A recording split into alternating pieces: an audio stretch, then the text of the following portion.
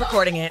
You know, Crystal. Welcome to the Mama's Den. This is how it works. Where if you slip up and say some shit you ain't trying to talk about, Crystal got you on record. And this is why we have Crystal. This is why we have Crystal. But yeah. Look at her over there. She's so cute. But I found it very interesting to just see how divided everybody was over it. Submissive is a trigger word for most women. Yes. For most women. It is a high trigger word because I feel like we look at it as like, not like slavery. Weak. Well, I feel like you look at it as weak, like you're weak. Yeah. But you know what's crazy? So I remember going to like counseling with Chia, and we were talking about that being submissive, and I will never forget. So one of my homeboys, shout out to my best friend Jerome, his dad, like when he married. Shout out to Jerome, because I feel like Jerome get a shout out in every episode almost. Every episode. Where is Jerome? We're going to be like, when is Jerome a real person? Bring Jerome. Where is Jerome? Yes, we're going to bring Jerome on the podcast. He's such a conscious, woke man. No, but his dad, his dad is a pastor. Shout out to Pastor Gary. And he married his sister. And I remember that he was telling them when they were getting married, he was like, if you're as a husband, if you wake up every day and think about, how can I make my wife happy? And how can I like make sure all of her needs are met and take care of her? And he was like, and if you as a wife wake up every day and think about how can I make sure my husband is happy and all his needs are met? He was like, then both of you will never be without. So because if both of your focus is making sure each other are happy and your needs are met, then you're submissing to one another. So this is the way that I love, right? I love this way where like I do go above and beyond for my partners. Right. Like I do know that. And I think like, even for Jared, like he may not think so right now because this baby has taken all of our time and energy for each other. Babies be hating. Oh my God. But like, you know, like I do consider him all the time. Yeah. I definitely consider, and we talked about this. Like, I feel like I've needed to take more of a page out of his book to be more unapologetic about doing things for myself. Right. Like taking a girl's trip or not feeling like I'm burdening him if I leave. Because I would say, I was like, I'm not worried about the kids when I go away. I'm worried about like the time apart from my man. That's the truth. Right. So I always think about him, and we had this conversation. He's much more like, I'm going to go to Vegas next weekend with my friends. Yeah. And it's going to be fine. And so it's really interesting to see that how I've allowed at certain times like a little bit of resentment to creep in. Absolutely. Because I don't take the initiative. Yeah. So it's like a fine line, but I do agree with what you just said, because I do feel like that's the way I love and would like to be loved in return. Is that if I'm putting you first, you put me first, so that none of us fall behind in second. You know? Yeah. I don't know about you guys too, is I feel like when I started to love myself individually, like more, and really put myself first, is when I was able to love everybody else or my partner, whoever I'm dating, whatever it is. I was able to love them on a new level because I'm like, well, this is what I would do for myself. Absolutely. Why don't I do it for you?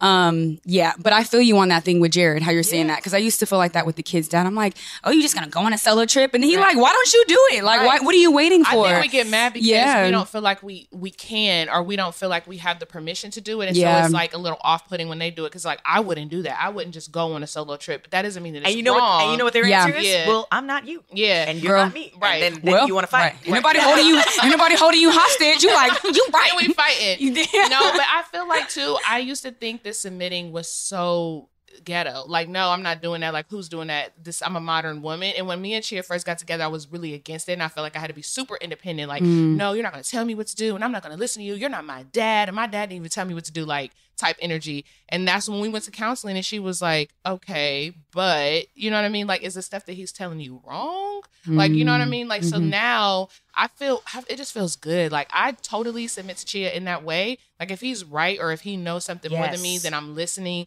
But when I know something more, he listens to me. Like, it definitely is equal. And he goes above and beyond for me. And I have no problem doing that for him. Like, I would do anything for him because I know Chia would.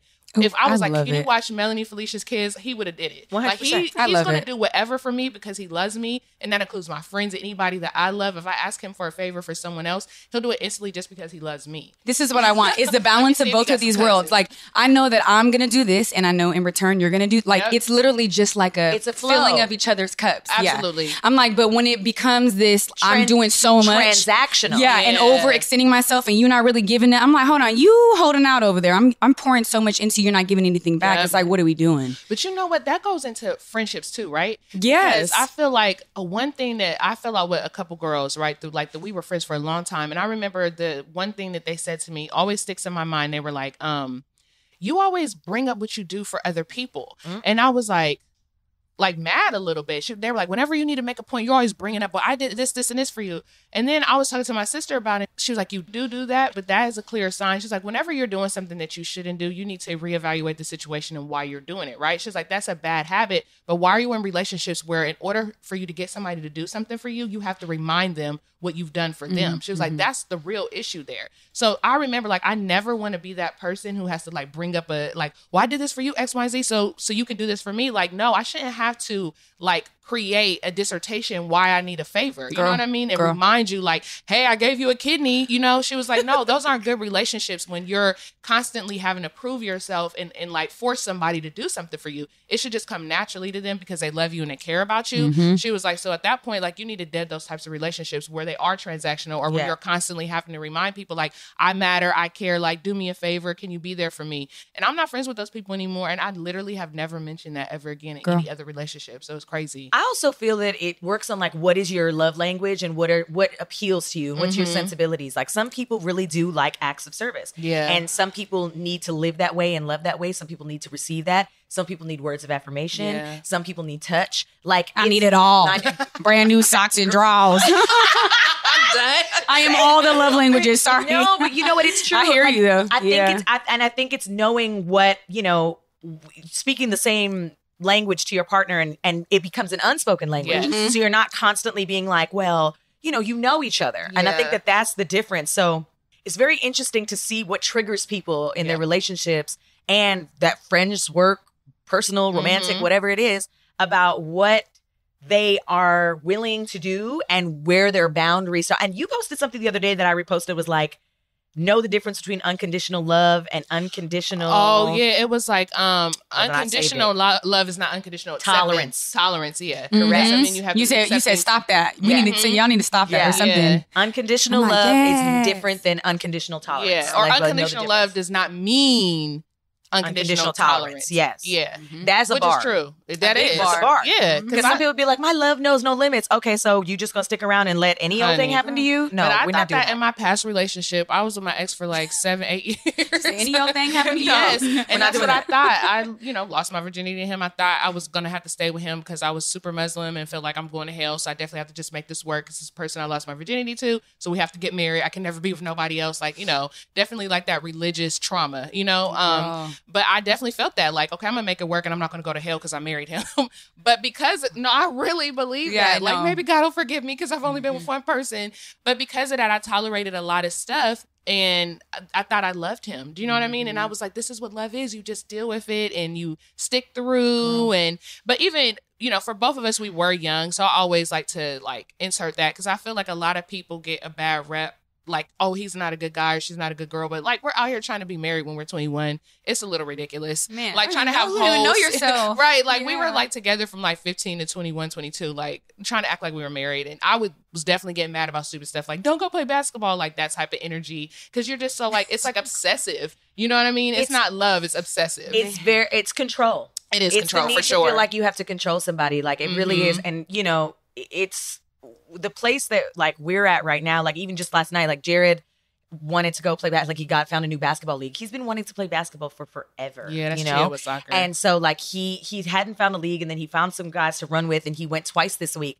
And literally, I'd probably say a version of myself younger would have been like, oh, you just leaving and you just get to do whatever you want to do. And now I'm just like, no, please go. Please go fill into yourself as well. Like, please go pour in and do things. Because I also think that like it can be exhausting to show up for your partner without remembering to do things for yourself, right? Because then you're like, well, I'm doing all this for you and I still don't even do anything for myself. Yeah. It really helps, I think, keep the balance in your relationship when you feel like, oh, I do things for myself. So I now have room to give for you as well, because I feel like that's partnership. I'm reading this book called Codependency No More. I'm pretty sure you guys Jerome told me about that book. So good. Jerome again. It is so good. But I've had to really learn in past relationships when I was young, 19, 21, whatever.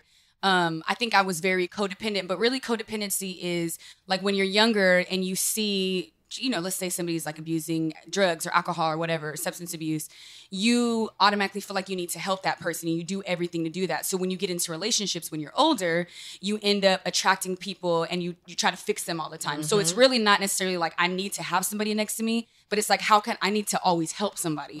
So my relationships reflected that a lot. But then when I got out of relationship, I was like, wait, it's very important for me to focus on myself and really fill up my time with me. And it was uncomfortable to do it at first. But now that it's like, I'm getting more comfortable, I don't know, just getting more comfortable in that space. When I date, guys are just like, oh, well, you don't have time. And I'm like, because I'm filling up my time with what it is that I want to do. You know, I'm filling up my time with what makes me happy, and a balance where it's like, no, baby, you go do your thing. No, baby, you go do your thing too. I think that also comes from having security in a relationship. Yeah. Right? Like having an understanding that doing something for yourself is not a punishment to the other person. Yeah, and it's not like in counteraction out of like, well, I'm resentful, so now I'm going to do something for myself. It's like, no, me doing something for myself doesn't mean I want to be away from you. Doesn't mean that I'm trying to take something away from you or just make you feel some type of way. I'm just doing me. And I think that though too, that also comes from self-work. Absolutely. Like, because you know, the projection of what that is, where that comes from, that insecurity that we all may have for whatever reasons it is. And I think about like what we come from and what our parents are and who our parents are, because it's very interesting. My mom, Ashley met my mom. I love her. That's my twin. They fell in love because when I talk about fire walking into a room, it's the two of them. If there's no filter in people form, it's them. So they bonded right away. But my mom is such a strong personality, and she's always like, I should write a book on how to train husbands. Yes, she should. But it's interesting to hear her use language like train husbands. I had to train your dad to be this certain way. Yet the same thing is my mom is the ultimate nurturer.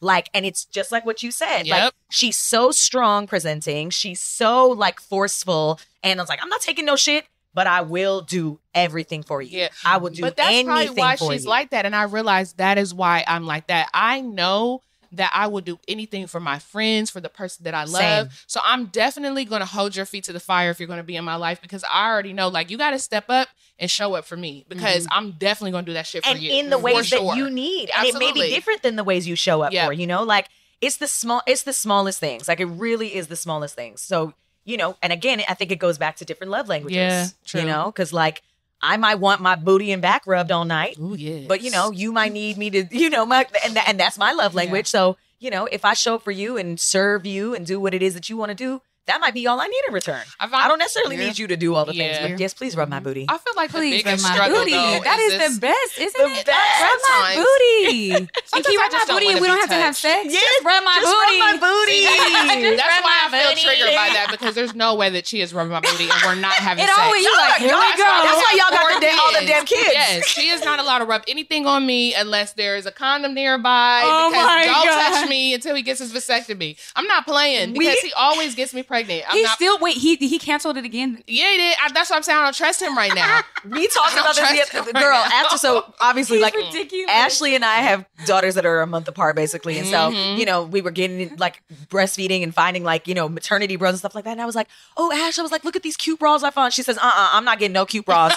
And I was like, what? She's like, I'm not wearing nothing cute while I'm in this time. I'm not trying to get pregnant again. I was like, damn, bro. No, Chia is no. Oh my God, no. Like, he will not stay off of me. And yes, that's nice, but like, he has no control. And that's why I was like, you have to get a vasectomy. And our homies came in town. And I swear to God, my homeboy was John. He's talking about he's getting a vasectomy. And I was like, oh, you and Chia should go together. And he looked at Chia like, when is your vasectomy? And he was like, I canceled it, rescheduled it, blah, blah. He's like, do you want another baby? He was like, we can't have a baby right now. And like, those type of answers are very problematic, because the answer should be, no, we're never having another kid. But when he says stuff like, not right now until we find a house, like, I'm like, no, there is no more babies coming out of me. Yeah, what are you not understanding? I don't know. And we got to hurry up, because the way this government acting, I might be up here having 18 babies and they might make me. So, no.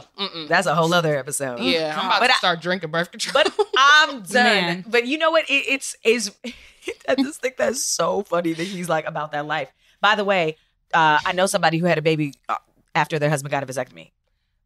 Then they didn't. There is a way, and that's a waiting period. It's like 18 ejaculations. You gotta shoot a bunch of blanks before, like, you gotta get it all out. The residuals. 18? It's like, it's a lot. He probably like, bruh, 18. You'd be like, holla at me for 9 of those. No, good luck. I'm gonna tell you guys something though. We definitely. I've never been on birth control, and when we waited 7 years before we had a second child, we were using condoms. Because I was like, I don't want to take birth control. And he definitely didn't want to get pregnant. And we definitely don't trust his pull-out game. I was gonna say pull-out method ain't working for y'all. Do you Wait, have you see all them met 2 kids? of my children? Wait, you 2 out of 4 of my children are pull-out children. method. Pull-out method doesn't work for us. Okay, you got to know your body. You got to know your man, and sometimes you just got to use condom, guys. Sorry, even when you married, everything but that, bro. Yeah, I don't care. I mean, people find it weird, but I'm like, when you don't want to have another baby, yes, yeah, I know, because Asia is a pull-out method. So is Amira, my first and third. Both of my babies are one of Kaya is definitely a miracle baby because I got pregnant on the last day of my cycle. Oh, the science is never supposed to read that. I had a few days away from ovulation, and here she came on the last day of that. She was meant to be, and totally. That's why I just know. I'm just like, all right, like both of my kids were not planned. Like we didn't like actively be like, let's try for a baby. Aww. We just had them. Yeah, and Cameron, I think Cameron wasn't a pull. Cameron was just like, we're not in the danger zone. Oh, yeah. Guess we were. And Kaya was definitely like, no, we're definitely not in the danger zone. Like, I just was bleeding yesterday. Oh, nope. Dang, we planned AZ and Tata, the second and the last. Yeah, we Tata definitely you did plan. We definitely planned Tata. And we were like, oh, chills. I was like, this is the last baby. If you want to have a boy, I was trying like I told him, I was like, we're definitely going to have a girl, but just to entertain you, I would do everything. I was doing all the have a boy diets, boy calendar. Like, I remember when we made her, like we were doing all the positions like for a boy. And as soon as we were done, I was like, it's a girl. And it was a girl. It was meant to be. It's a girl. Let's just stop while we're ahead. Yeah, peace. We were just young and in love and just turning up. And I remember sitting on the bed after yoga and I was like, I'm pregnant. We both just sat there at the end of the bed like, what are we going to do? Guess we're going to keep. And then, okay, so I went to Kaiser and I told the lady, I'm like, I think I'm pregnant. And I go in there, take the little test, and she's like, yeah, you're pregnant. She's like, so what are you going to do? And I was like, I don't know, but I have to go. And I literally, she was like, wait, like you need your paper? I was like, no, I have to go. Right. And that's when I told her dad, and he's like, we're just going to keep it. Cool. Aww, and then Zen, I definitely was watching my ovulation thing. Oh, was like, you guys planned him. I planned him. I planned him, but I shared my plan. Okay, I'm like, you didn't push me off. So you planned him too. Yeah, you just didn't say anything. It was a joy plan. I'll be clear. If we're doing anything in a danger zone, I will literally stop him midway and be like, FYI. Yeah. It's a danger, I'm it's like, a danger so you zone. part of it. Absolutely. It's a danger zone. Yeah. I'm letting you know right now. That's why I feel so damn good. And that's why you use condoms, boys and girls. Yes, Yeah. and now everyone has learned how ovulation works. Who's listening? If you didn't know how you got pregnant, now you know. And the app does work. And the app does work. Listen, it's Sometimes science. it does. Like I Sometimes said, it it's does. science, except for Kaya, because Yeah. Kaya literally came. And the craziest part about how Kaya came too is that I was with my homegirl and she was talking to me about how sex is with children. And I was like, yo, man, it's hard because Cameron always wants to come in our bed.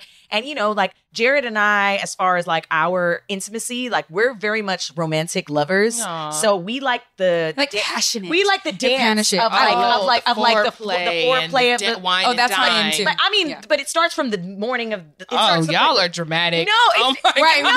like walk in and hit your ass as you're making Yes, she pancakes. is. She's like, start in the morning, Jerry. No, Get me no. ready Yeah. for the No. evening. She's like, it's fling not my like hair.